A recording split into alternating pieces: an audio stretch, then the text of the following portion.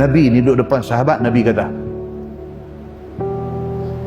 satu orang tidak akan dapat masuk syurga sampai bila-bila kalau sekiranya dalam hati dia ada sikit takabur.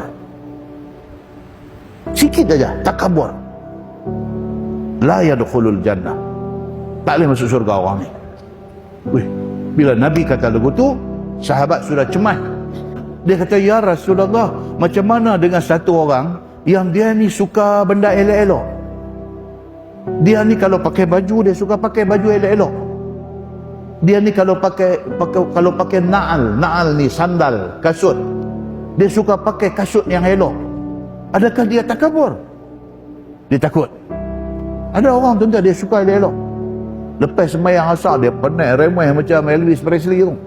Jadi sahabat ni kata, kalau satu orang yang jenis suka smart ni, kalau pakai baju ni semua nak kena elok ni, saiz ni tajam ni, dengan smart dia, dengan rambut sikat mau elok, kasut dia dengan rumah dia, dengan kereta dia, dia semua jenis suka macam tu. Adakah dia takabur?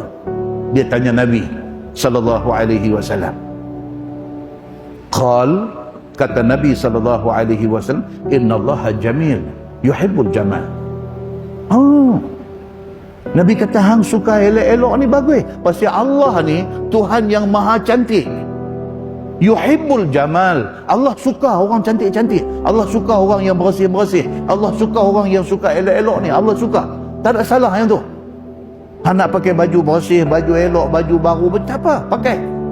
Hang nak buat rumah bagi buat. Hang ada duit hang dapat dengan sumber halal, hang nak buat. Hang nak beli kereta, hang nak jalan, tak ada masalah. Pasal apa? Pasal Nabi kata al-kibru, yang kata takabur itu batarul haq, dia tolak kebenaran. Kebenaran tu apa? Al-haqu min rabbikum. Kebenaran itu dari Tuhan. Apa dia yang main daripada Tuhan?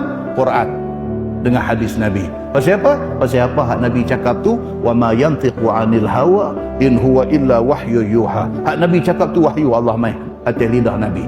Dua ni tolak takabur. Takabur. Lagi satu Nabi kata, yang kata takabur itu wa ghamtun nas. Ghamtu maksud dia apa?